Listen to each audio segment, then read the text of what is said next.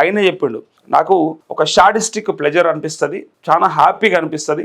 అవతలలో ఎవరన్నా బాధపడుతున్నారన్నా, ఆర్తనాదాలన్నా, వాళ్ళ ఏడుపులన్నా, వాళ్ళ దుఃఖమన్నా నాకు చాలా సమ్మగుంటుంది అని చెప్పి చెప్పిండు. గతంలో ఆయనే చెప్పిండు, చెవులలో తేనె పోసినట్టు ఉంటుంది అని అన్నాడు. అంటే షాడిస్టిక్ ప్లెజర్, దాని ఉద్దేశం చెవులలో తేనె పోసినట్టు ఉంటుందట, సమ్మగా ఉంటుందట. అవతలోడు ఏడిస్తే, అవతలోడు బాధపడుతుంటే, అవతలోడు ఆగమైపోతా ఉంటే ఆయనకు మాత్రం చాలా హ్యాపీగా ఉంటుందట.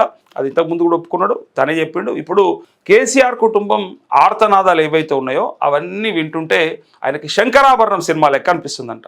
అసలు వాళ్ళ మీద ఫోకస్ చేసే బదులు, వాళ్ళ గురించి ఆలోచించే బదులు పొద్దుగాలేస్తే బ్రహ్మాండంగా చేతుల ఏమంటారు కదా 3.5 లక్షల కోట్ల బడ్జెట్ పెట్టుకొని, బ్రహ్మాండమైనటువంటి రాష్ట్రం మన చేతిలో పెట్టుకొని, బ్రహ్మాండంగా పరిపాలించుకొని, ప్రజలకు ఏం కావాలన్నా పొద్దున్న దాకా ఆలోచించాల్సిన దాన్ని అంత టైం అంతా లాస్ట్కు ఇక్కడ ఓపెనింగ్ కాడికి పోయి కూడా ఎక్కడ పోయిండు, ఇగో ఫ్యూచర్ సిటీ దగ్గరకు పోయి కూడా అది ఇంకా కాలేదు.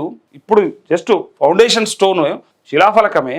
అక్కడ పోయి కూడా కేసీఆర్ కుటుంబ సభ్యుల గురించే మాట్లాడుతుండంటే ఇక ఆయన భావదారిద్ర్యం ఎట్లా ఉన్నదో చూడుర్రి. ఇంకా